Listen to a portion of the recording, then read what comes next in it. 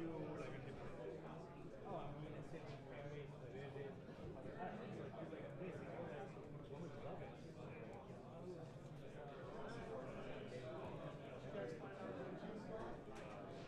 A lot of things. Yeah, I can.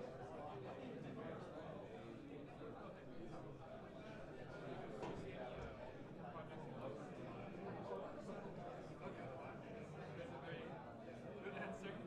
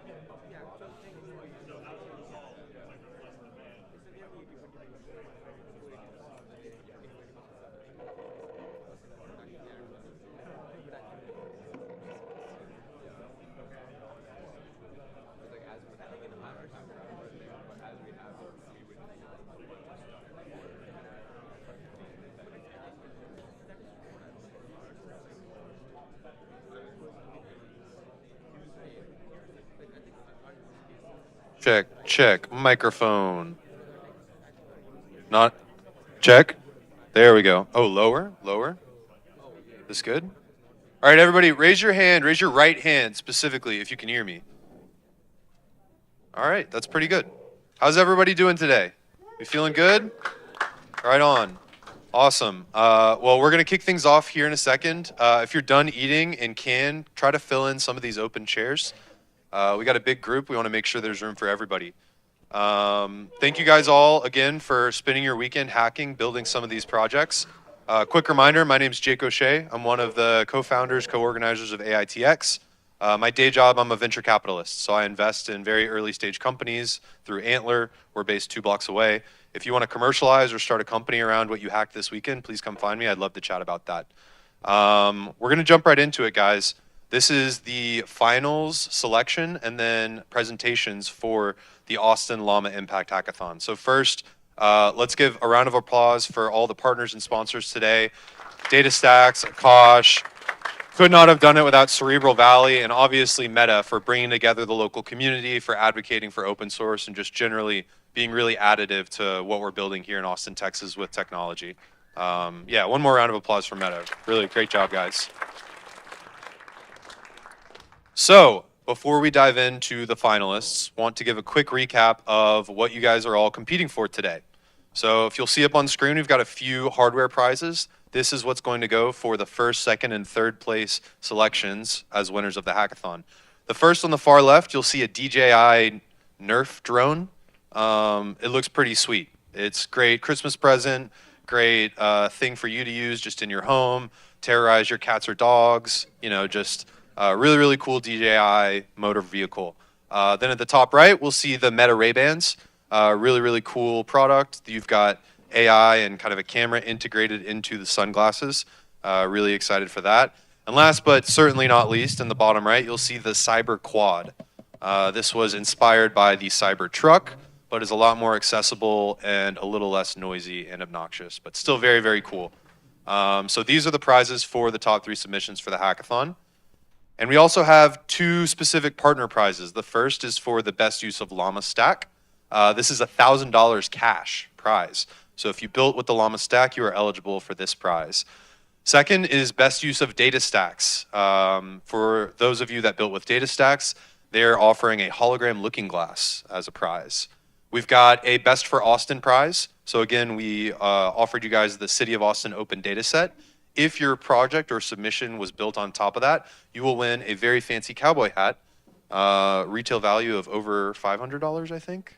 Very nice Austin cowboy hat prize there. And last but certainly not least, best on Grok, you'll have a $500 credit to the swag store at Grok. If you haven't seen the Grok swag, it's incredibly cool. Find Mark Heaps. I think he designed some of them himself. But anyways, if you built on Grok, you're eligible for that. Now, before we go into announcing the finalists, I want to really quickly introduce some of the judges that are going to be judging the finals. So I'm going to go down the row here. They're going to really quickly just introduce themselves. And then we'll do a drum roll and announce the finalists. All right, first up. Hi, my name is Greg. I'm the founder for Akash Network and CEO for Overclock, which is the core contributor for Akash Network. Akash, for those of you that don't know, is a super cloud. And super cloud, like the name suggests, it is a cloud that sits on private and public, pretty much any cloud-capable cluster, and gives an aggregated view, so you can deploy on pretty much any of these providers with least amount of friction. It is fully decentralized. That means it works in a peer-to-peer mechanism. There's no centralized point that's going to fail, and the pricing is extremely transparent and open. And it's also open source, so you can hack all the way whatever you want.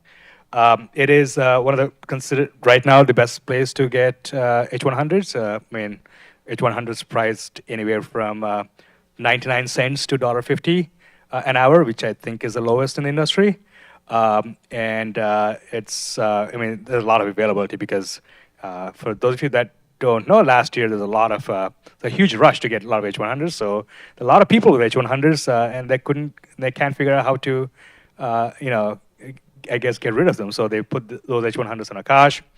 I think we also have some prizes for the winner. So if not, we're going to give $500 in GPU credits, H100 credits to each member of the winning team.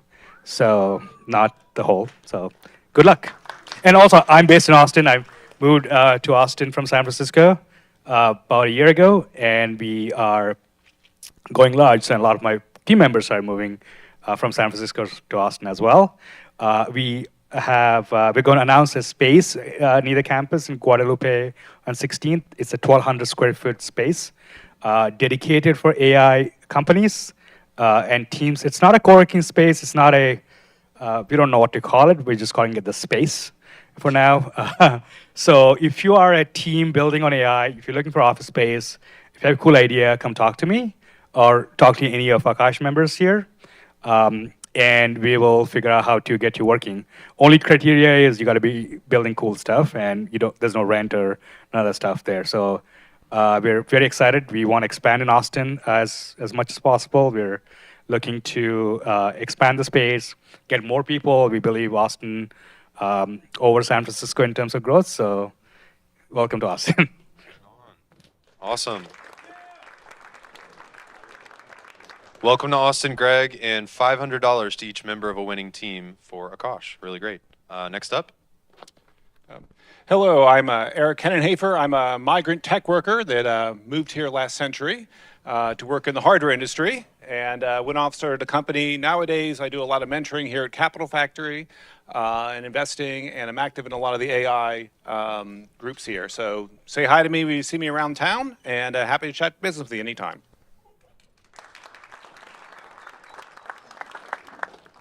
Hi guys, pleasure to be here. My name is Rakshak. I'm the organizer of Austin Deep Learning, along with Eric here. And I've been in the AI space for 10 years, 7 years of which were doing facial analysis on edge hardware. So if you're interested in learning how to build an AI-based company and getting venture backed and all that, come talk to me. But yeah, happy to be here and help judge. Thanks. Hey y'all, I'm Travis Krogman. I work at the Austin Chamber of Commerce. I lead all of our government relations efforts at the state, federal, and local level. I work with our membership of about 1,700 small, medium, large-sized businesses, everybody from Joe's Coffee on South Congress to Samsung, on aligning policy that can continue economic growth. Thanks for all you do. Good afternoon. My name's Ann Howard, and I serve as a Travis County Commissioner. We're all in Travis County. The city of Austin's in Travis County. There's 4 county commissioners, and I'm just happy to be a part today, and hopefully y'all are solving some of our problems. Randy here. I'm from Meta. I saw some of the cool projects here. A lot of you guys are building on Llama Stack, so thank you for that. Give us more feedback, and hope one of you guys win. Hi everyone, I'm Suyog. I live in Austin. I've been in Austin for 15 years now. I graduated from UT and now I work at Meta, especially on computer vision and understanding human activities from videos. And I'm last. Hey, everybody. My name is Carter Rabasa. I work at DataStax. I used to live in Austin, graduated from McCombs in 2009. Super excited to be back. I just want to thank all of you for making this weekend so awesome. Me and Nadir were completely inundated with a lot of amazing questions, fun problems to solve. The energy was off the charts. Definitely want to thank AITX and all the people who helped put this together. And best of luck to all the folks competing for the prizes. Thanks for having us. All right, awesome. Well, thank you guys so much for being here. It's Sunday afternoon. We appreciate you taking some time out of your day. Let's all give a round of applause for our judges today. Right on. All right, and now the moment you have all been waiting for. Actually, I'm going to get some crowd participation here. Can I get a drum roll on your legs? There we go. All right, and the finalists of the Austin Llama Impact Hackathon are top 6 teams in order: Guardian AI, Simplifill, Policy Pulse, Parent IQ, STM, and Feats People. Congratulations, guys. Let's give them a round of applause. If you were selected, that means that you are one of the finalists. Please stand up and come meet me over on the left of the stage right here. Stage left, y'all's right. Come meet us up here. The way this is going to go is we're going to go in order, right? So Guardian AI first, all the way down to Feats People last. Every presenting company is going to have 3 minutes to pitch and share what they've built. After that initial 3-minute presentation, we'll then have 2 minutes of open Q&A from our judges, right? So we're going to get started. We're going to kick things off. At the conclusion of all the presentations, the judges are going to go into a back room. We're going to make some side deals, you know, pass some poker hands around, but then we're going to come back with our ultimate winners. So just give us a few seconds and we'll dive into the finals.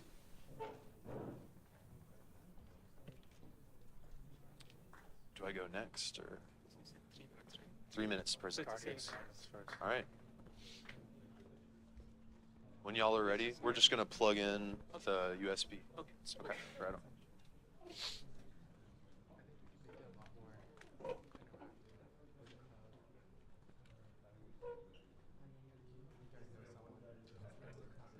It's all good. We can rearrange if we need to. You're good. You're okay. Just let me know when you're ready. Everyone, great job.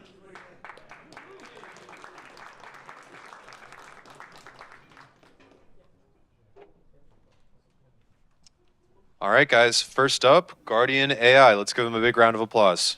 A lot of clapping today. Get used to it.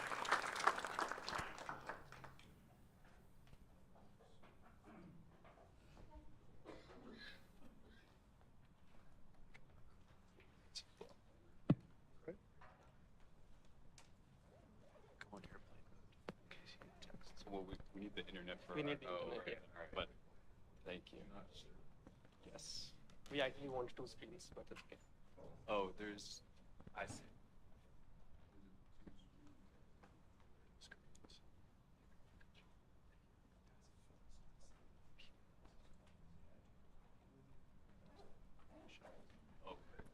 Okay, thank you. Not that screen? Yeah. That's related. That's related. Hello. Everyone can hear us? Okay. So I'm Jason. I'm Kshitij. And we built Guardian AI. And the idea behind Guardian AI is that we want to protect the children and their usage of online activities, but we don't want to restrict their freedom because, as we know, internet provides a lot of things which can help kids grow and learn. So yeah. Yeah, so we all know what the internet has to offer, but we also know there's many threats that children can find on the internet, and it's just you wouldn't want to restrict your kid from using the internet and this great resource, but also you would maybe want to protect them from potential threats that they might find. So what we have built is that we are going with the awareness without restriction. So that parents are aware of what their kid is doing, but we also want to do it in a privacy-preserving manner so that we are not invading the child's privacy and we don't make them feel uncomfortable that your parent knows everything you did. So what we are doing is we only issue alerts when there's a risky activity happening, and then we issue the alert in the form of like a dashboard where the parent can see and access, and also if it's a really high-risk activity, we send them an email informing that something is happening. So let's just directly dive into the demo. System, we can say start capturing, and now every 5 seconds it will be taking a screenshot of the page.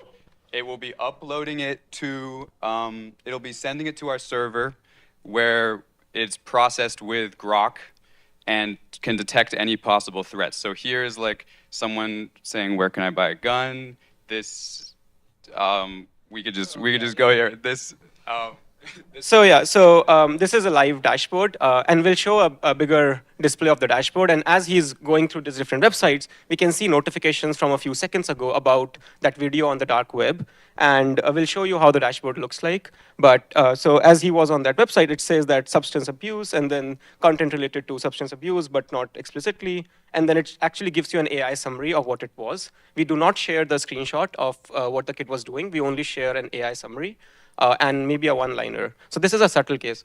Yeah, so this case I think highlights it well, where you wouldn't want to blanket ban Instagram, but content like this where it's extreme dieting or it's like it's weight loss thing, and it's like this is potentially harmful to kids, and you'd want to be notified about that. You can see it on the dashboard now.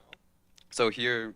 Yeah, so you can see it on the dashboard. So basically, we show all of these different categories, but you can now see that this Instagram particular post is showing up as that there's an Instagram post. This is why it's classified as a high-risk activity, and then it can lead to all sorts of issues.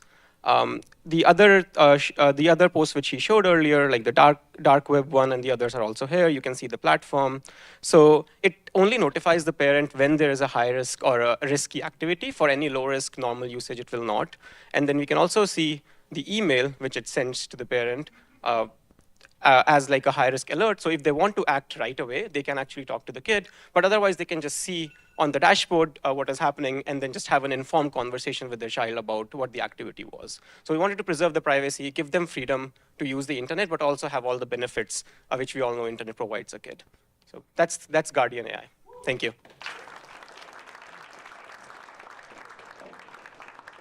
Any questions from the judges? Raise your hand. Yeah.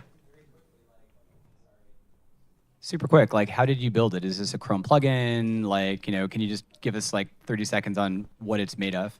Yeah, so on this computer, which is like the child's computer, there is a Python application that we have this little icon here, and that'll take a screenshot every 5 seconds, and we'll post it to a server.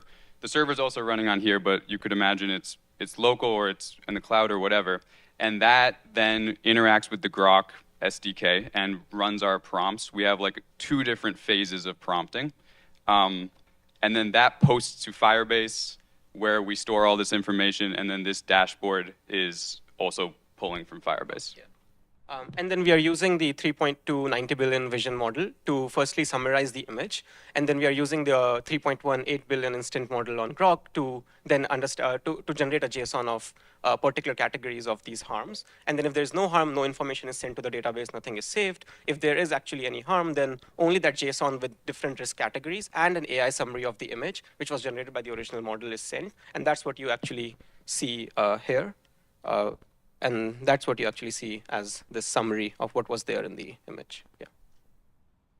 Yeah.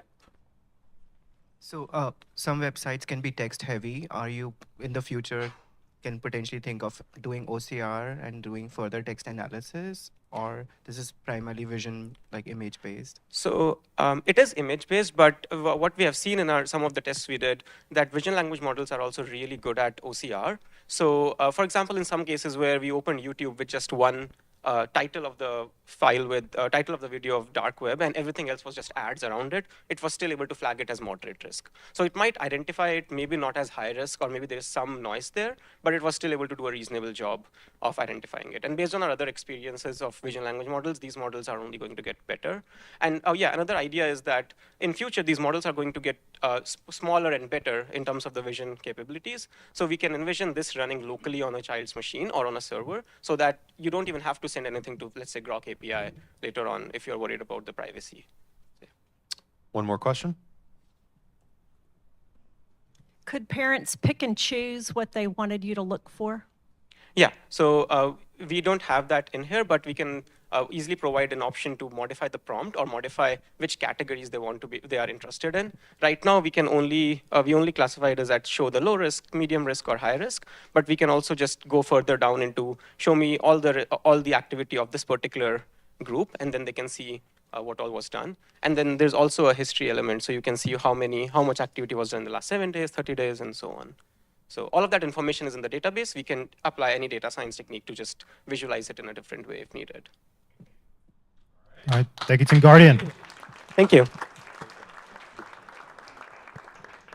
All right, that was awesome. Starting off very strong. Next up, we have Simplifil.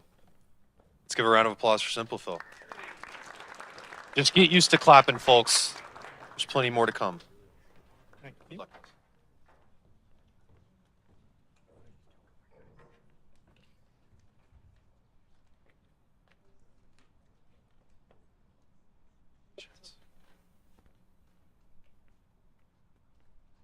Hi, I'm Eon. Hi, I'm Noor. And I'm Will. And together we created Simplifil. So when I was a kid, my parents would always be telling me about how it was such a pain coming to the United States from Pakistan, having to immigrate, and having to fill all these really, really long government forms. The W-9, the AR-11, the list keeps going on and on. And the thing is as a non-native speaker like my parents, it's extremely hard to understand what these forms are asking. And it's not just my parents, it's millions of immigrants every single year. And that's what we wanted to tackle with SimpleFill. We're allowing these non-native English speakers to be able to fill out these forms with ease by putting in their own personal documents that they understand and be able to translate that information and directly put it into those government forms. Now, we're gonna go ahead and get right into this demo. So let's say, for example, I was a French speaker. So we're gonna go ahead and choose French, and we're gonna continue, and then I'm gonna let Noor. Yeah, and so here you can see the UI, and we can go to the main hub, which is the documents. Here you can upload your documents, so this could be your passport, your social security card, or a pay stub, anything that has personal information that could be used in a lot of these government forms. And so Ian is uploading it, and this gets sent to our vector database and is analyzed through OCR of the Llama 3.2 model, or vision model. And you can see it in the Qdrint database. And so, yeah, and we store all the information about that. And then there's also a profile which allows users to be able to change specific things that they have about like their address or specific things that might be wrong from the OCR that they want to use in all their forms. All right, so now let's get into the meat and let's go fill out a document. So in this scenario, we're going to be filling out an AR11 document. So for those of you who don't know what it is, it's essentially if you're an alien, you want to legally change your address, this is what you fill out. So here you can see that it's analyzing some of the documents that our users put in, and it's going to populate the form with the information that I can get from those documents. And for all the information that it cannot retrieve, that wasn't in the documents that the user uploaded, we're going to get a form which the person can then input in their native language, and it's going to then populate into the form. So here Ian is just filling out the form just to show you guys how it's going to work. And just to give you a little bit of background, all this is running on Llama and Grok. We're using a variety of Llama 3.2 and 3.1, as well as just different number of parameters just for speed and efficiency. And now Ian is going to get to submitting the form just about now.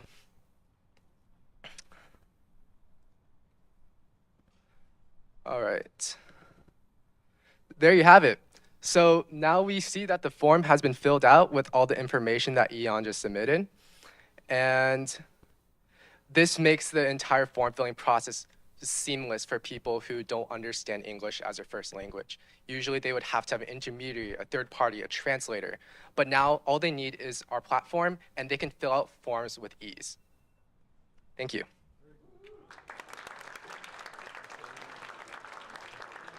Perfect timing, guys. We'll take some questions from the judges. Anyone want to start us off?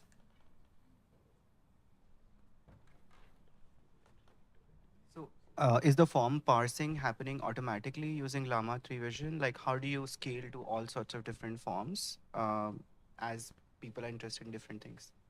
Yeah, so I can take that. So essentially all forms, they have something called like IDs for each field. And sometimes the forms might not have very clear IDs. So we were actually looking through a lot of different kinds of forms. Sometimes it might be called like F-01 or something like that. And that's really hard for even large language models to parse, even if we give it like an image of the form. So the solution that we had to come to was that we had to label and map each form ID to each question manually. However, while this might seem like very time-taking, in the end, if like a lot of people can use this, maybe that 2-minute process of labeling that data can save our users hundreds of hours. So while it still has room for improvement, that's the solution that we took for our project. Are you guys doing any type of format validation? For example, in the US, we use month and then day, and in other countries, they use day and then month. So are you using multiple passes of LLM calls to just specifically look for common edge cases? Yeah, so I was building the LLM backend, and we do multiple calls just because sometimes Llama decides to not cooperate with us and say, oh, we can't provide you personal identifiable information. So the way we tackled that is that we did multiple LLM calls, and then out of all of them, we condensed all the information together to make sure that we get the most clear and all the most clear information that we can just put into our RAG database. Final question? If no final questions, let's give them a round of applause. Great job, guys.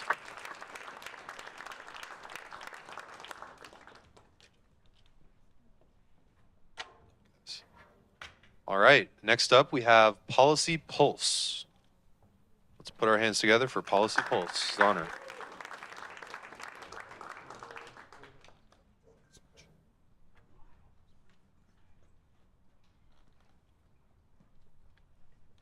Can everyone hear me?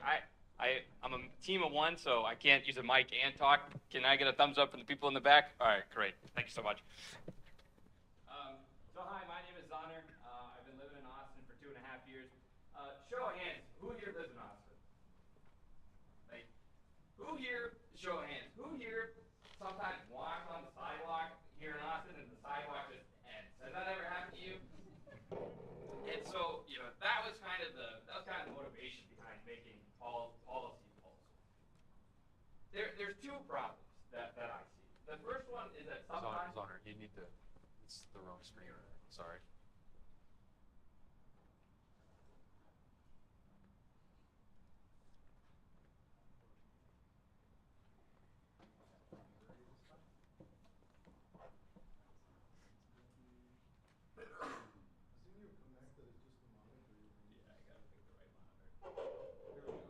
There we go. Okay, thank you so much. I'm still the problem into two. The first one is that local laws aren't readily available. You have to go to a website, you have to search for it, and sometimes they're written in jargon. The other half of the problem is that once you do get engaged, right, once you do your one Google search, it's tough to stay up to date. These laws are passed every day, every week, and they impact us from housing policy to homelessness. So I designed Policy Pulse to solve these two problems. Let's see. That's all right.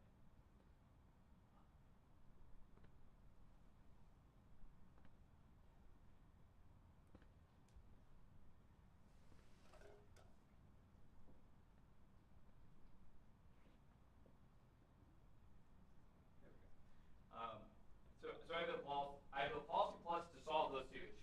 So we can go into the Austin portal, and we have two distinct features. The first one is engage, right? So if I want to find out, hey, why does the sidewalk end sometimes? I can just go in here.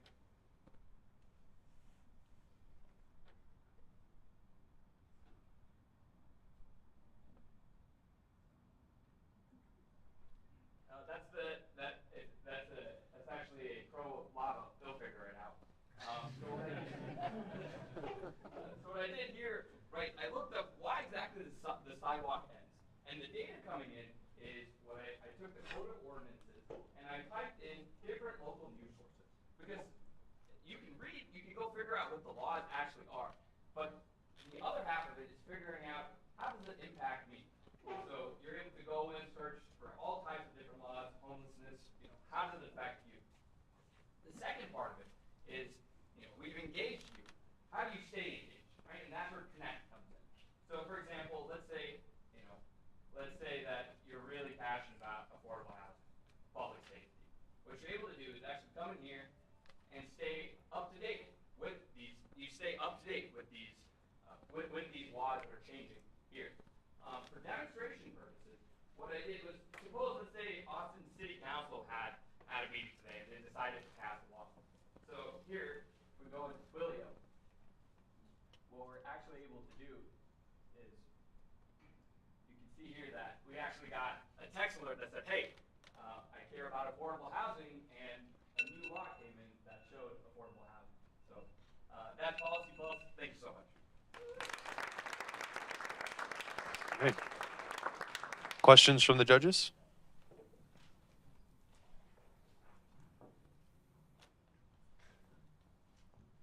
I think it'll be really awesome if the lawmakers also get connected or contribute. So are there some ideas, because you're probably reading from documents, right? But if the lawmakers can also contribute in this process in some ways. Oh, good. I think that's a great point. could be used by everybody, right? From lawmakers, right, to the average citizen. And I think one of the, so I use LangFlow, and one of the cool things about it is you're able to use different data sources. And I think that just shows, it makes applications like this even more powerful, right? Because you're able to take input from lawmakers, you're able to actually look at the laws, you're able to look at the actual news sources coming in. So yeah, I like that. I'm even thinking about, using, Reddit r/Austin, right? And everybody complaining on that and saying, hey, how can we augment these capabilities? Any other questions from the judges?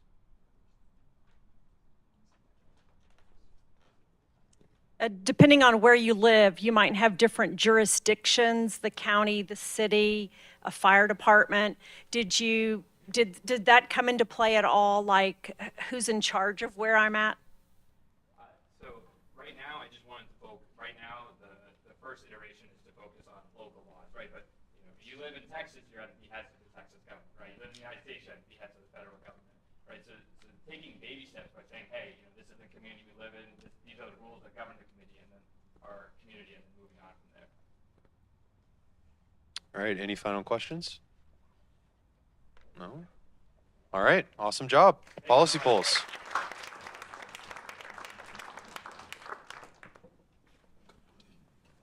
All right, next up we have Parent IQ. Shep and Parent IQ, come on up here. Let's give them a round of applause.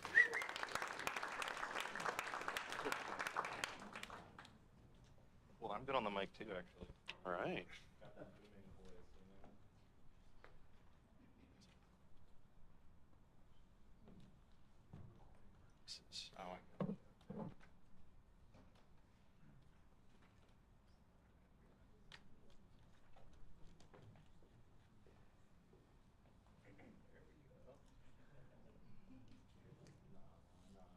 I'm not steering this thing from that thing. Let's do that. It's an important skill. Got it. Yeah. Cool. All right. Hi, everybody. I'm Chef Ryan, and for the hackathon, I built Parent IQ. About 4 months ago, my wife and I came home with a brand new baby, and what I have in my hand is what they actually send you out of the hospital with. It's about 70 pieces of paper, all kinds of useful things, but I gotta tell you, the last thing that you wanna be doing when your baby is screaming and crying at 2 a.m. in the morning is flipping through a paper pamphlet to find a number to call, a parenting hack, that sort of thing. So on my phone, I have about, 5 or 6 different parenting apps. Each one is a bit of a walled garden, right? I log this thing in that app, I get data on week 6 or week 7 from that app. And the idea with Parent IQ was, what if there's a way to create an interactive knowledge base for parents that sort of puts everything right at their fingertips. We bring together a little bit of vector search, a little bit of local resources, things in Austin or things in Nashville or wherever you're based. And yeah, just turn this into a really simple platform that you can actually talk to instead of having to swipe through things and press buttons. So for the hackathon, I actually went ahead and worked with some agentic engineering platforms. I worked with a couple different full stack AI engineers. Code Llama was one of them, the Together AI and Meta partnership for that, to build some React components for this. But if we go ahead and click in, we'll see my son Archie's name up there. For the purposes of the demo, we'll go through and we'll log something here, right? So when I am in the middle of the night and it is very tiring, screaming baby, I don't want to have to be swiping through a bunch of screens or like fiddling with tiny sliders. So this entire experience is optimized to utilize AI to help tired, busy parents. So if I click sleep and I log a nap, you'll see we get a little nice toast notification in here. Log that. Boom, that's logged. And what we have is all of these things are sort of mapped to a backend database on Supabase here. And I'm able to gather insights from how I actually manage my child's time. So feeding, sleep, activity time, changing diapers. And the real reason, taking this back to the pamphlets, that I wanted to build this platform is I can actually kind of take these paper resources and using Llama 3.2 90B, I am able to take pictures of them, feed them into the LLM. It does the vision interpretation and extracts the text, which we can actually see in here. So if I double click this, Not sure, that's probably a little small for you guys, right? But this is a hospital packing list. So part of the preparation work for going to the hospital to have your baby, you want to make sure you got everything in a nice big bag. Well, from the interface here where we're scanning, everything actually goes into a knowledge base where you can actually look at those things in one unified panel. Everything's put into a vector search that you can then chat with. And I actually utilized exa.ai, which is a neural search API using AI to find local resources. So I put Austin, Texas in here. I search, I kind of give it some resource categories. And ultimately what comes back out of this is a big list of local resources. So parent education and support. You know, there is a lot of cognitive load that parents go through to raise their child, to make sure everything is just right. And again, you're tired all the time. You got real life. Both people maybe have full-time jobs. And this sort of brings everything into one space. And at the end of the rainbow, you can then sort of chat with this knowledge base and say, you know, hey, what should I pack for the hospital? And, you know, it'll respond, kind of pulling that data out of the vector database.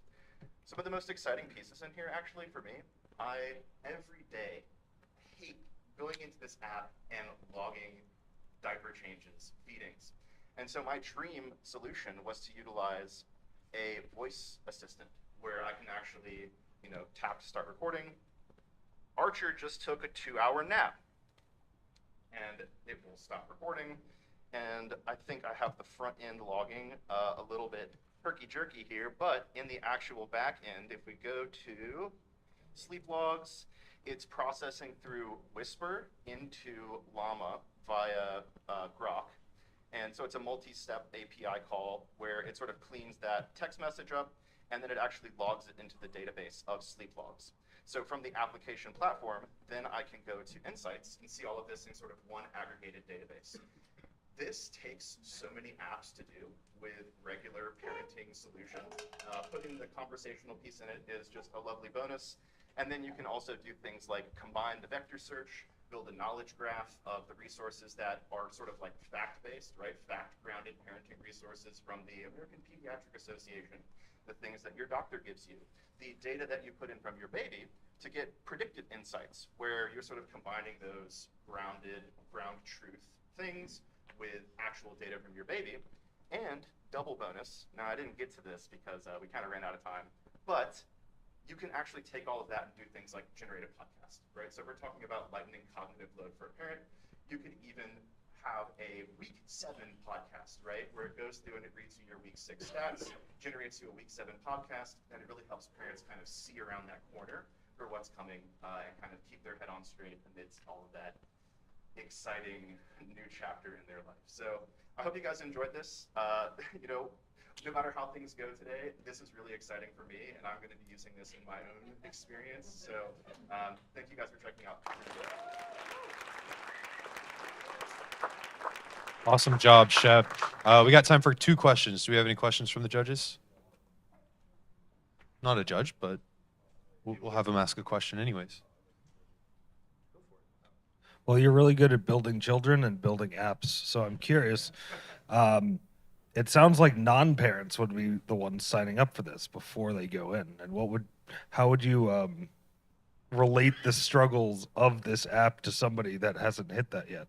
Yeah, well, I think it's really, I mean, if we're thinking about open source dev tooling, right, which is one of the criteria of this is really just an engine that turns context into insights for people. And it like unites all of that in a conversational interface. So you could put a vector database full of new parent insights, right? What to expect when you're expecting, that kind of thing, so that it helps you prepare for that. You're managing the same stress, just on a different end of, did I do my 6-month appointment? Did we do the 8-week appointment? Did we do all these different things? So yes, it would take very little tweaking to extend this to the front end of like getting ready to have a kid as well. We can't do enough. We can't do any more crowd questions. We got a timeline to stick to, unfortunately, but he'll be around. I'm sure he'd love to chat about it. One more question from the judges. So maybe I missed this. So is it just answering queries based on the data that you have uploaded, or is it also getting it from other expert sources or things like that? So that is something that we can kind of harvest from publicly available resources. I pulled in like a nurse family plan from the city of Austin's like database. Obviously, if I wanted to, I could go through, this is what the use case would be, take pictures of all of these. It would digitize that and put it in the vector database. Like I said, I did use exa.ai, which is a neural-powered AI search to populate the local resources section with all sorts of things. So you can sort of steer that, right? I put a query in for local free parenting resources, right? But you could be prevailing knowledge on American pediatric practices or whatever region you're in. So you can definitely do that. Yeah, there is sort of like that ground truth aspect of like prevailing parenting knowledge available to you already. All right, let's give a round of applause for Shep. Baby IQ. Great job. All right, a couple more down to the final two. Next up, we have STM. Round of applause. Very nice. Appreciate you. Oh, good whistle.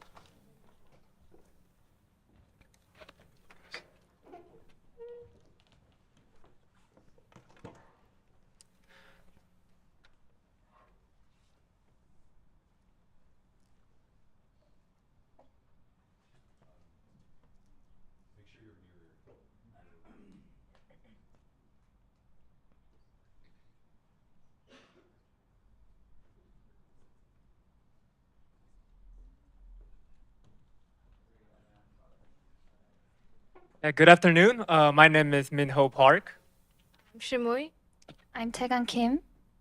And we are Team STM. We built this iOS application called Unveil that connects people to their local histories, culture, and this is specifically for Austin now, but we hope to extend it. So yeah, so our goal is to connect people to their surroundings, hidden stories, inspire curiosity, appreciation for history, make history accessible, and all in all, build communities that are tolerant and appreciative of different cultures, diversities, and so on. So yeah. Okay, so here are the problems we set out to solve. Many locations, even those we pass daily, may have rich historical stories that often go unnoticed. And there's a lack of accessible tools for learning about the history of places in real time. And tourism and locals alike miss out on engaging and educational experiences. So our app is entirely built in Swift using Swift UI for the front end, and we use Llama 3.211b model for detailed image analysis and to 3.23b model for generating human-like chat responses. And to connect those advanced AI model, we rely on Krog API, and we also use the several developer tool like Core Location for GPS data and AV Foundation for like enabling the text-to-speech function and Photo Framework to extract the geolocation from images. Yeah, so this is a demo of our team moving around today in Austin. So we use our app to look at a mural over here, and this will give us information about the mural, so you can see that happening in real time. So our iOS application is on our phones. We would love for you to try it, by the way, and explore the beauty of Austin.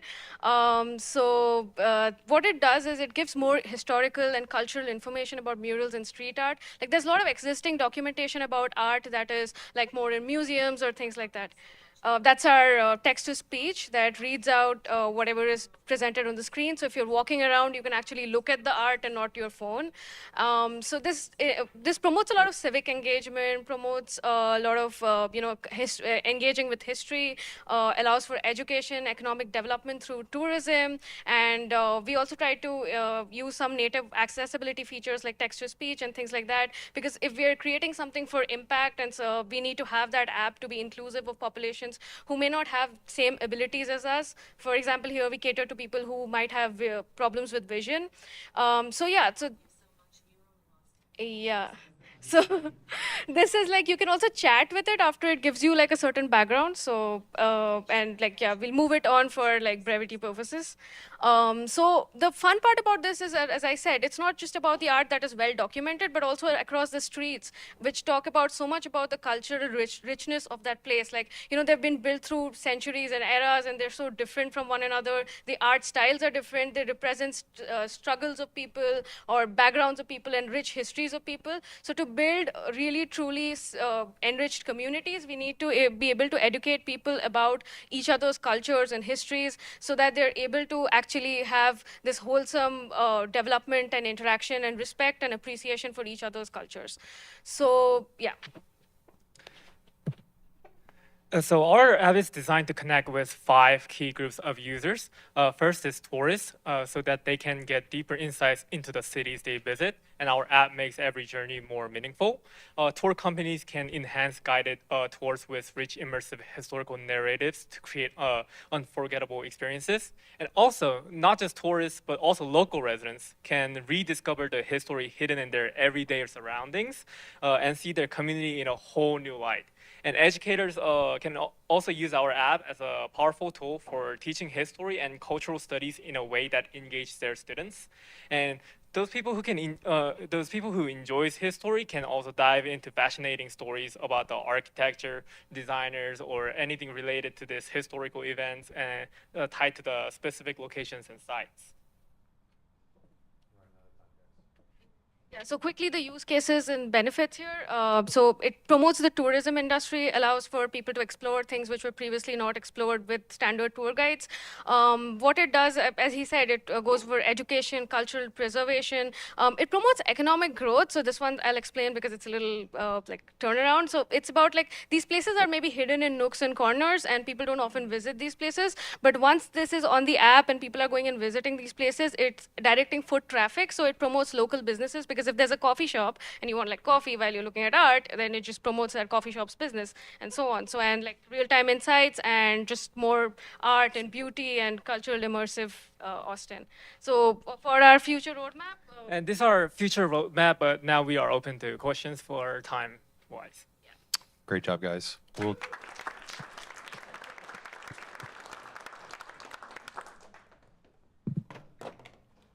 pretty interesting use cases. I think if any of you win the Meta RayBan glasses, this is one of the use cases that's also supported that you can try. I just want to ask, when using the vision model, what kind of technical challenges are you facing, and like how can you overcome that to get accurate results? So I think we use the Vision 3.2 11 billion model. So in that, what we face that usually, I mean, a normal vision model, what it does is like, and it was typical of that behavior, that if you show it some kind of a mural, it will just describe what it's seeing, like maybe colors, colorful triangles and circles and things like that. So the challenge was to think about how to, you know, effectively tune it or prompt it in a way that it just does not give you like what it's literally saying, because I mean the Meta glasses already do that pretty effectively if I ask it, hey Meta, what am I looking at? But what it does extra is that we are able to use that model to and tune it in a way that it gives us more about the cultural history, because it does have that data. We didn't have to really give it too much data. It does have that knowledge. It just, we had to prompt it in a way that it gives it, you know, and that was a challenge, because, you know, every time I prompted it, like maybe look around in like local Austin or think it's a mural, then any signboard I pointed it to which was not a mural, it would give it, classify it as a mural. So that we had to do some kind of nifty bit of prompting to make sure that it worked as we wanted it to, and it classified things correctly, and then gave more rich details about it, because we wanted to give like details like, you know, colorful triangles and circles and things like that. But we also wanted to give things like, you know, what is it actually? Like, is it a mural? What is it? So because that data we are feeding into our language model to give more comprehensive outputs and things like that. So we need the vision model, which is the core of it, to give something nice. So we're just stretching the limits of the vision model here. Yeah. One more question from the judges. Do we have one more? All right. Great job, guys. Yeah, thank you.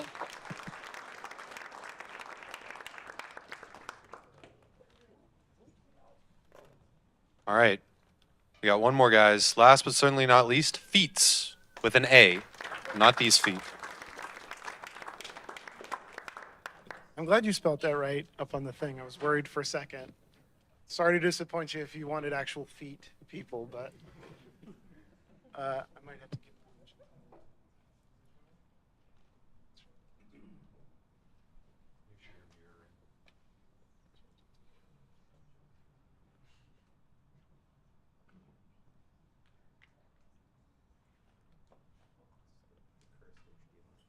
while she's getting that started, my name is Yves Hughes. I'm a product manager. It's my wife, Kalila. She's a UX designer. Oh, it's showing everything. Hang on.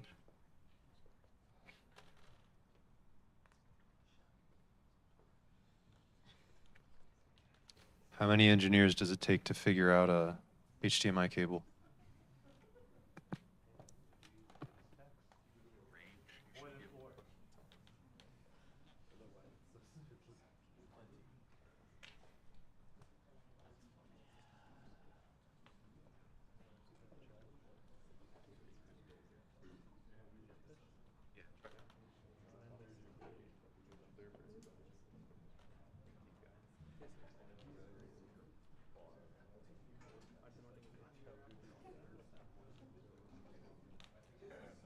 HDMI not for casting. Maybe go to display settings. Let's plug it back in. Here, let's plug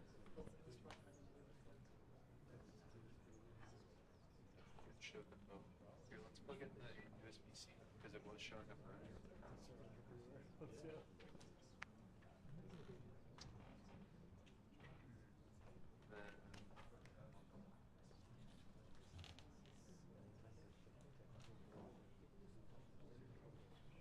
Stuck trying to.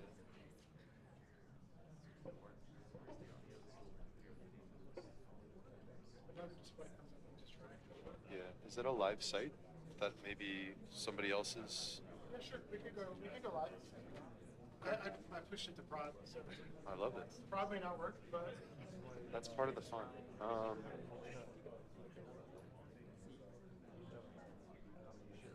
you want to plug in another one? Okay.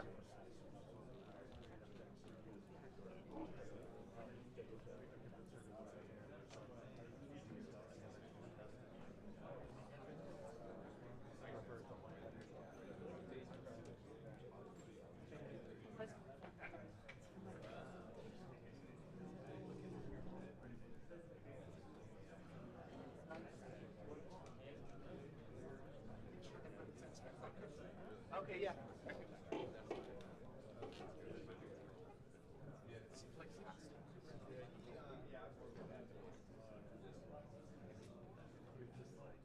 They're back. They're off. Yeah. Okay, we're gonna try to just get past it.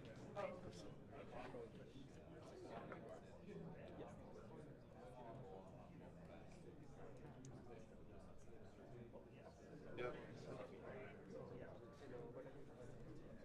We should get a code now. All right. I can't. 965. I can see it. It's fine. Okay, let me make sure it's showing. Entire screen starting. All right, guys, let's settle in. Settle in. All right, we're live. Undefeated by technology.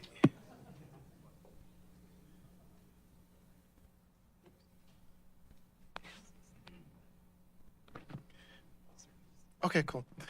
All right. Thanks, everyone, for waiting. So my name is Yves Hughes. This is my wife, Kalila Hughes, UX design, product manager.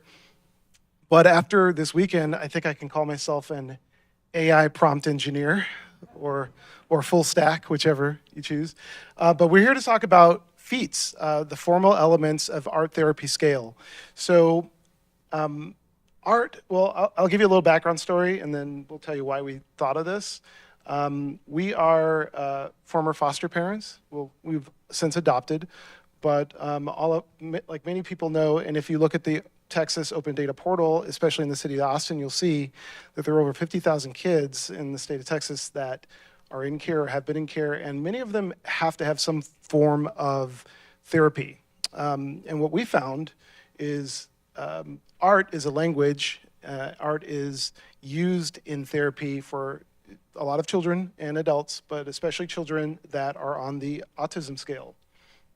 So like our kids, we got him into therapy, and we started to meet art therapists, and that's when I found out the immense data need of what they do. And part of what they do is they do this thing called, they use this scale called feet where they're measuring drawings.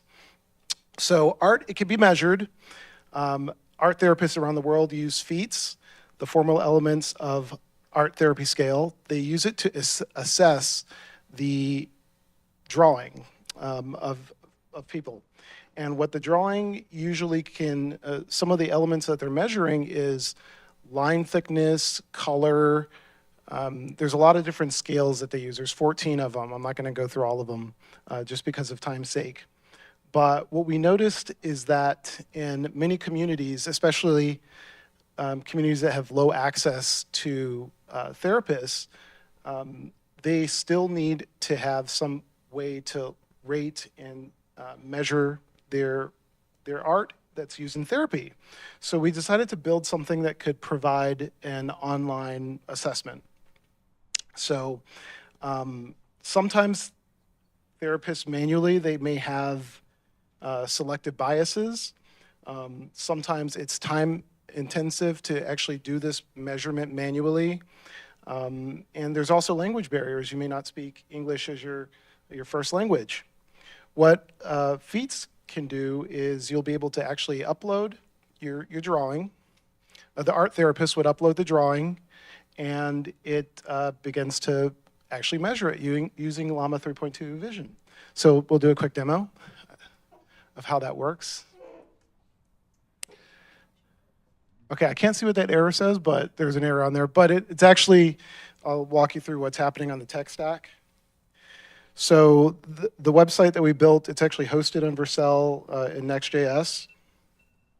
It's serverless, so the image is uploaded and pre-processing is happening in the analysis pipeline. You can click on the, go down a little bit on there. On the Akash network, the image is hosted in the back end. It's decentralized for scalability. We're using Grok hardware, so it's powering a high-speed inference to analyze the image based on the 14 different scales. We're using data stacks to actually store the image analysis results and aggregate the data for access and later for research. And then we use the Llama Stack API, one of the features, thank you, in safety. We want to be able to make sure that the message that's portrayed on the analysis, we have to put certain protocols and safety measures in.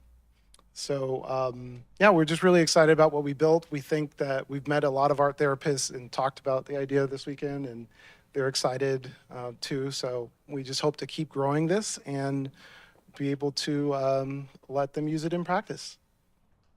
Thanks. Great job, guys. Do we have any questions from the judges?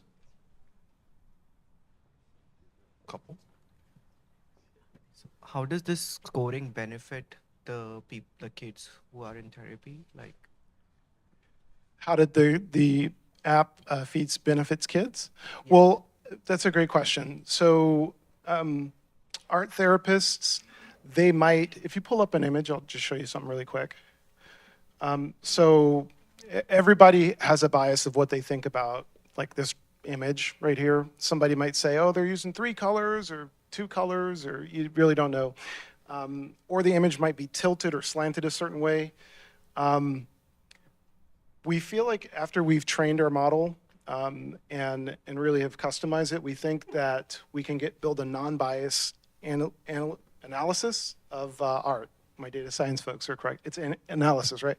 We can do a non-biased analysis of art, and it can measure each of the different scales. So an art therapist who might have 20 years of experience or might have 5 months of experience fresh out of college can use this.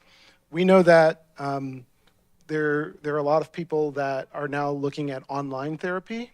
So we think that this is something that can expand it to like rural communities and areas that don't have access to seeing an art therapist in person. Additionally, in the course of any kind of therapy, it's like a time process in order for healing. And so usually with art therapists, they start off with a drawing and a very specific type of drawing. So maybe a person picking an apple from an apple tree. And then over the time, they might have them do the same drawing, and that's something that can be measured as well. So it's the course of seeing how well whatever they're dealing with is healing, but also in a way that is not prescribed by the particular therapist, because if it's AI doing it, it'll have a specific, more non-biased measurement. So therapy can be transferred in that kind of way too. One of the things therapists do measure is their billing hours, and now we've just reduced it. So we're happy to be able to do that. Can you explain exactly like how you go from that photo to the sort of to the scoring that you have right here? I think you said something about training your model. Like, did you train your model? Did you have to do prompt engineering? Can you just describe? It's all about prompt engineering. And actually that's a great question too, because one of the challenges in the tech stack, we tried to use a little bit of everything, but we thought there might be some overlap. So one of the things that we found, I don't know if how well you can see this. I'll explain it. So we know that we could have had strictly everything really provided by Grok or hosted anywhere, but we thought if we separated some of the functionality and some of the analysis, oh, thank you, she blew it up. We know that Grok is analyzing the image and storing the result of scoring, or presenting the result of scoring. However, the explanation of why it's scored that way is handled by Llama Stack. And sorry, I didn't get the whole question, but how do we decide what we're using?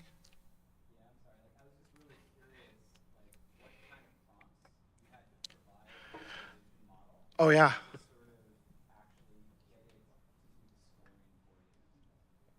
So,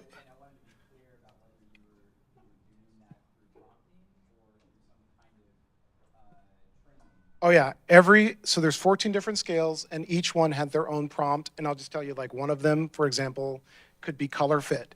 We can tell Llama to say, evaluate the color palette of the artwork and the harmony and the appropriateness of color, and scale from a scale of 0 to 5. And it could also be an integer.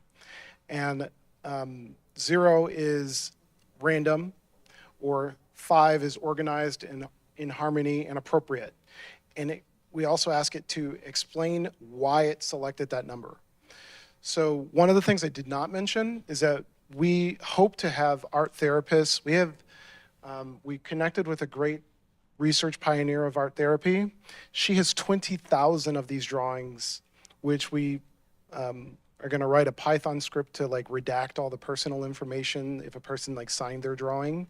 But we hope that we could analyze all 20,000 and be able to get the art therapist to compare what they have put versus what the model output, so we can see really how far we are off. So, thanks everybody. Great work. All right, guys, that was our presentations from all the finalists. Next, I'm going to have the finalist judges. If you could get up and meet us in that back corner. Follow Ivan over there. We're going to go deliberate for a few minutes, but we'll be back really shortly to reveal our winners. While we're gone, be, friendly with one another. I would encourage you all to try to meet someone you haven't had the chance to meet yet. We've got a bunch of really great people here, and so anyways, we'll be back soon.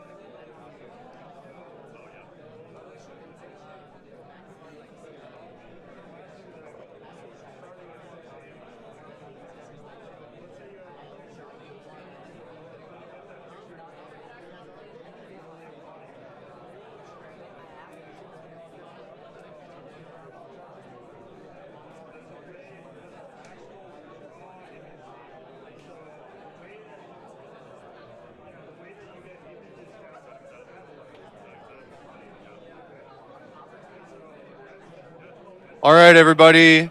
Can I get everybody to start coming back to their seats? Everybody, if I could have your attention, please start heading back to the seats. We're going to do a quick keynote, and then we're going to announce the winners. I'm going to have to shout. I know. All right, everybody, if I can have your attention, please head back to the seats. Everybody, we're going to announce the winners soon, but I need everybody back in their seats before we can announce anything. All right. All righty.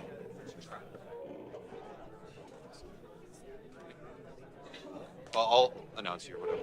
All right, guys, we're about ready to announce the winners of the hackathon, but before we do, want to invite up to the stage Travis to share a quick keynote speech. Let's all give him a big round of applause.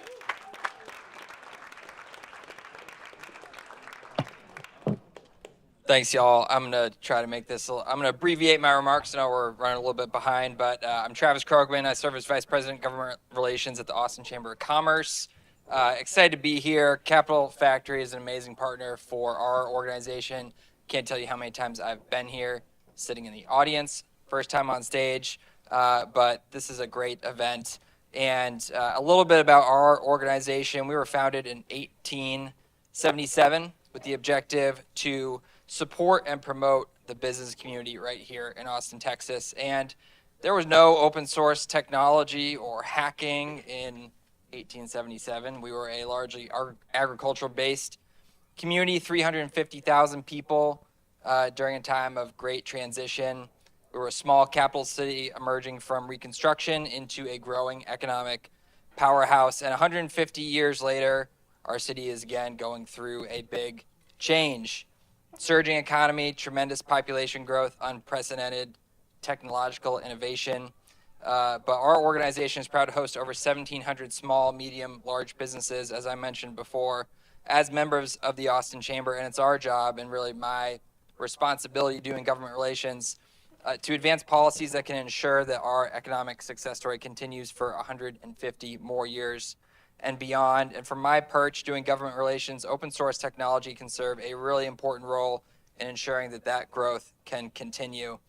And just a quick story, earlier this year, I had the privilege of hosting a high-level government official from the State Department.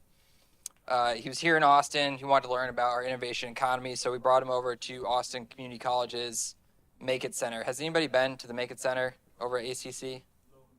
Not a single person. One person in the back. Thank you. And we met this gentleman named Kenji, and he created a digital microscope made from a smartphone, cheap laser pointer lenses, and a few items that you can purchase from a hardware store. Minus the smartphone, you can purchase this for $10 at a hardware store in 20 minutes of your time, and you've got yourself an affordable microscope. And the Assistant Secretary of State who was with us asked Kenji, oh, did you get a patent for this? And Kenji immediately responded, no. The objective of this innovation was not to make money. He was a major proponent of making science more accessible, more affordable, and now his technology has been shared with schools and classrooms in developing countries. And I think that this is really a testament to what can happen when some really smart people can share their technology with others and advance the cause of science and progress. And today we've obviously seen that demonstration in full effect. We've had a lot of national conversations about how AI is going to impact or probably disrupt our lives. I think it's important to not lose sight of how this technology is developed, why open source AI can be a force for good. And I think it can be. It can democratize access to cutting edge technology, allowing anyone with an idea to experiment and innovate. We're all witnesses to that today. There are countless innovations and technologies that have been developed, at least in part, using open source principles and frameworks. Web browser technologies like Mozilla, Chromium, operating systems like Android, hardware devices, internet infrastructure, AI, machine learning, blockchain, crypto. Obviously in the headlines now as Bitcoin is getting to about 100,000. But whether you love it or hate it, somebody loves it a lot back there, probably holding. If you're buying it or selling it, let's not forget that the first cryptocurrency was developed using open source principles. And these are just a few examples of how open source doesn't just lower the barrier to entry, it often leads to unexpected breakthroughs due to diverse contributions from folks across the world. It harnesses the collective talent of individuals with different backgrounds and education, permeates through international borders, and brings the world a little bit closer at a time when it seems like it's kind of drifting a little bit apart. And here in Austin, we've seen how open source technology has empowered small businesses. Small businesses can leverage open source tools to enhance their products and services without the need for significant investment. This allows businesses to reinvest capital into other areas of development. Access to open source allows startups to compete with larger businesses by integrating advanced technologies into their operations. Competition is always good, as it makes businesses better and benefits consumers with choice and lower prices. And in addition to some of the practical applications of open source, the development of this technology has fostered a culture of collaboration where small businesses can share resources and expertise. The impact of community groups like AITX have in building networks of funders and business leaders cannot be understated. These groups provide platforms for knowledge sharing, mentorship, and collaboration, which is essential for nurturing talent and ideas. And I think in particular at a time when data and studies indicate that young people are becoming more isolated than previous generations, some have called this an epidemic of loneliness. I think open source has the capacity to bring people together, and that's why events like these are so important. So, you know, I would love to encourage y'all to just continue innovating. I think that some of these applications are really, really cool.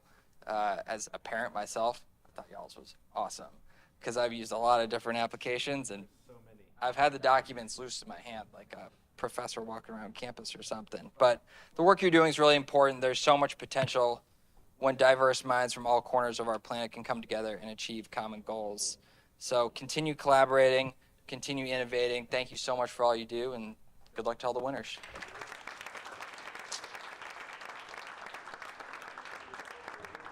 That was awesome. All right, that was awesome. Thank you very much, Travis, and really appreciate you and the city of Austin kind of being such supporters of the tech and open source ecosystem here. So thank you again. All right, we ready to hear the winners, guys? All right.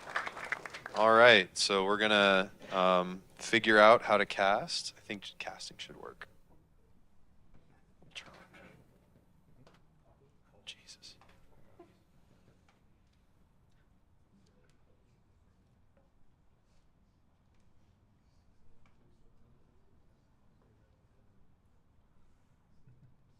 No sneak peeks.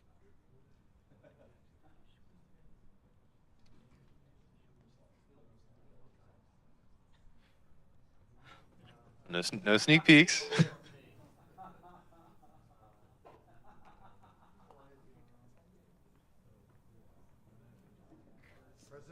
All right, all right, all right. There we go, guys. Alrighty, so we've got a bunch of prizes to go through. So the first, though, I want to quickly recap the prizes. So for first, second, third place, you're going to get your selection of one of these three hardware prizes: the DJI Nerf turret, the RayBan Meta sunglasses, and the Cyberquad vehicle. So we're going to go through, announce 3, 2, 1. Then first place is going to select their pick, second place, and then third place. Then we'll go into some of the other prizes. Quick reminder of the partner prizes. For best use of Llama Stack, we have $1,000 cash. For best use of Data Stacks, we have a hologram looking glass. Best for Austin, fancy cowboy hat. Best on Grok, $500 credit to the Swag Stores, one of the swaggiest tech companies around. And then last, Akash. Lots of cloud hosting credits available from Akash. All right. In third place, can I get a... There you go. I forgot what it was called. Drum roll. For third place, Guardian AI. Round of applause for Guardian. Great job, guys. Really impressive. I was incredibly impressed by how much y'all were able to build and also how beautiful it looked. Like the dashboard, everything, really well done. Great job, guys. All right, now in second place, one more drum roll. Lots of these today. In second place, we have Parent IQ. Shep. the people's champion. Great job with Parent IQ. It was really valuable, and I'm not a parent yet, but I can totally understand why that would be super valuable. Alrighty, and now the big shebang. Big round of applause. In first place at the first ever Austin Llama Impact Hackathon, we have Simplifil. Great job, guys. Very well done. Solving a real problem for millions of people. You build something really powerful, and it can really positively affect the lives of lots of Americans. So congratulations, guys. Y'all want to come up here, pick one of your hardware? All right. Right on. So you guys get first pick. You can pick anything up here except the hat. The hat is for the Austin prize. Cyberquad. Good choice. Great job, guys. Great job. Well done. Well done. Congrats, guys. Congrats. All right, y'all stay up here for a second. We're going to take some photos. Second place, Shep, you want to come take your pick? Right on. Great job, man. All right. What are you thinking, Nerf gun or RayBan Metas? I can't be giving young man Nerf guns. All right, right on, right on. All right, and last but not least, Guardian AI, come on up here. You guys get the DJI Nerf drone turret thing. Knowing you guys, you could probably build some cool software on top of it and turn it into something really cool. Congratulations, guys. Let's give it up for our winners this time. Right on. All right. Thank you guys so much. You can go take a seat. We're going to do some of the partner prizes. All right. Ivan, do we have those so where they show them immediately? Okay. All right. So now moving on to some of the partner prizes. First, for the best use of Llama Stack, everybody, drum roll please. Thank you. Thank you very much. Best use of Llama Stack goes to BookMind. Is the BookMind team still here? Raise your hand. All right, we will find the BookMind team and make sure that they connect for their awesome use of the Llama Stack. So congratulations to BookMind. Next up, best for Austin. Best for Austin is going to go to STM. Where are those guys at? Raise your hand. Great job, guys. Really, really cool. Local UT students, correct? Awesome. Some of you are. Yeah. Well, great job. Really relevant technology and super cool demo and everything. Great presentation as well. Best use of DataStax. DataStax, you want to come up here and announce? All right. Big drum roll. All right. Do we have my friend from Policy Pulse? Yeah, there we go. All right, congratulations. Your prize is in the mail, but let's grab a quick photo.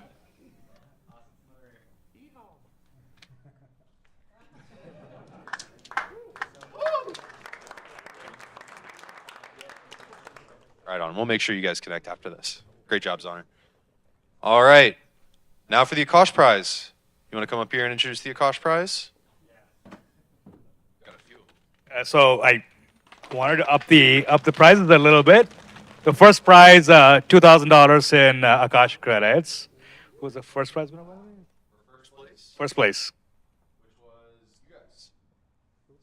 Simplifil. $2,000. Second place, Parent IQ, $1,500 in cloud credits on Akash. Third place is $1,000 in Akash credits. So Guardian. So all the H100s you can use on Akash, and I want to give a special prize for creativity. The Feats team, I think they did a fantastic. Yeah, Feats gets $500 in Akash credits. Yeah, sure. Sure. Do it. No, just Feats, because y'all got the special one. Yeah. Congratulations, guys.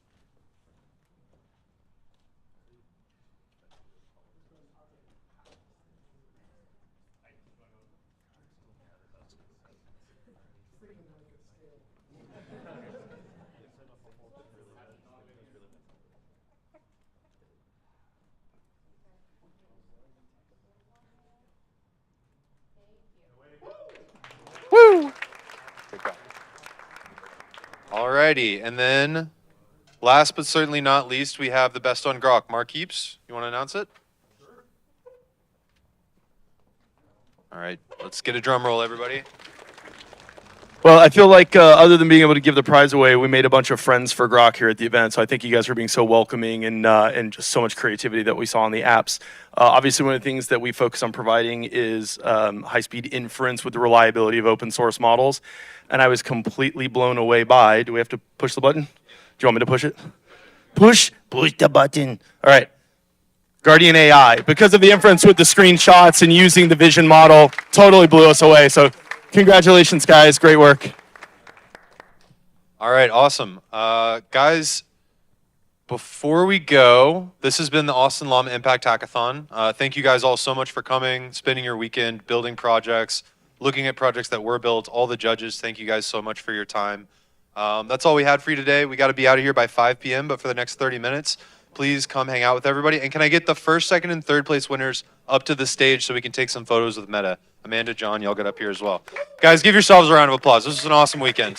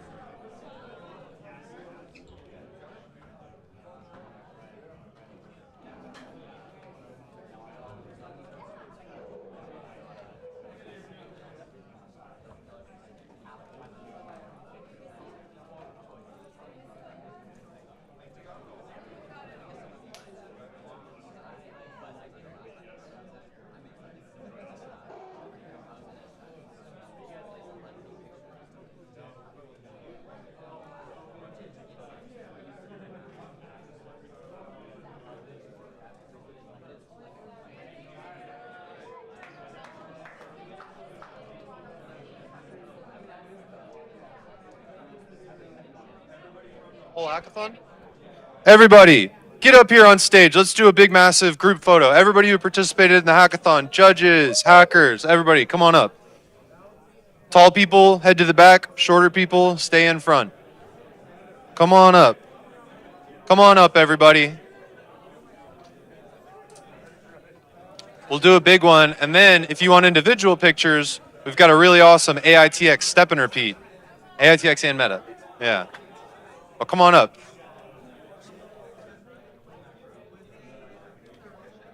All right, we're looking good. Tall folks, head to the back. Shorter folks, stay up front. Let's make sure everyone's visible. Choot, get in here. You've captured enough content. Get in here. Come on, get up there. Come on, guys. Oh, you're just enjoying the free food. Smart, smart. All right, everybody, let's get up there. Right on, let me sneak in here.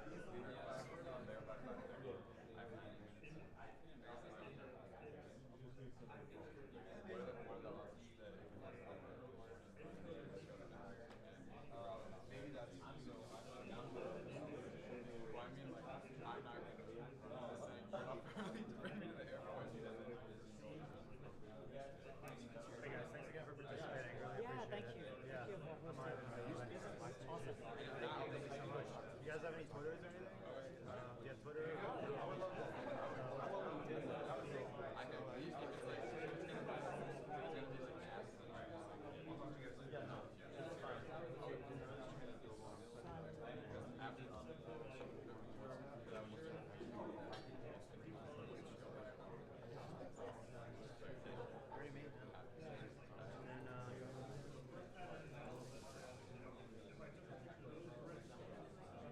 your first hackathon? Yeah, first in Austin. That's awesome. Yeah. Cool. Well, thanks for coming, guys. Yeah. Thank you for organizing. Yeah. I will. Yeah, see you around.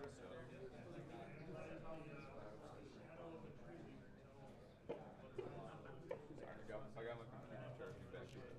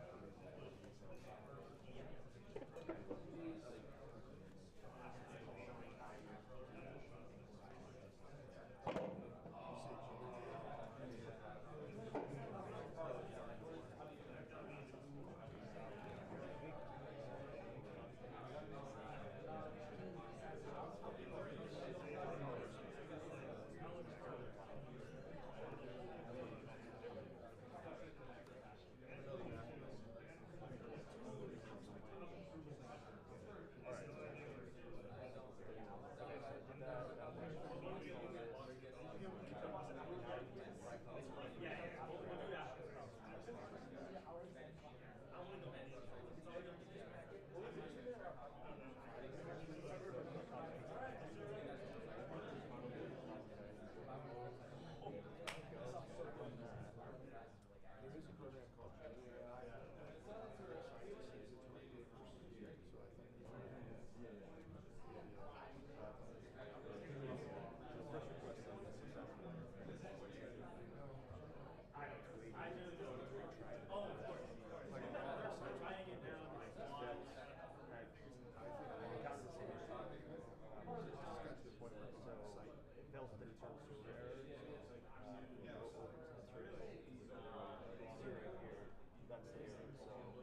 on the back end, it's checking to the data type return. Yeah. So that's dynamic string. So yeah, that's their weird stuff. Yeah. That's what I was thinking too. Yeah. So not really, but that's the way they implement it. So they but then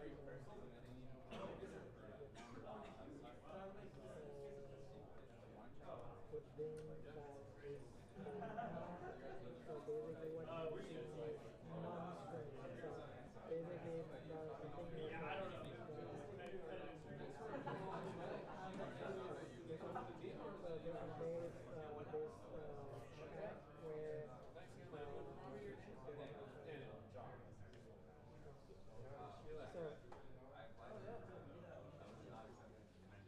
Glad to do it. We're thrilled to be learning more about how y'all are building.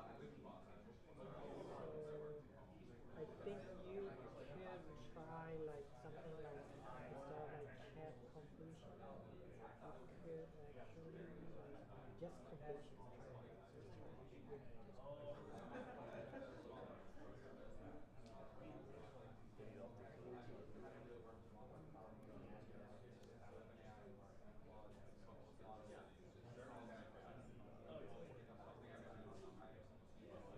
Yeah, so after that, content. So basically, instead of like, so this is not a chat. Try the message just to know like if it works. Yeah, content with like just a string. Cool. Well, I appreciate that.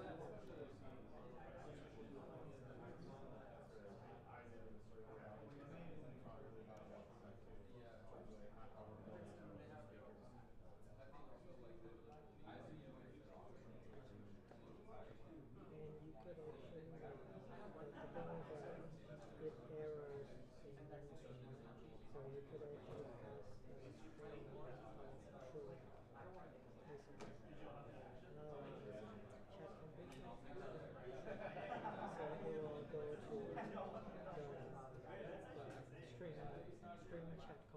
this one.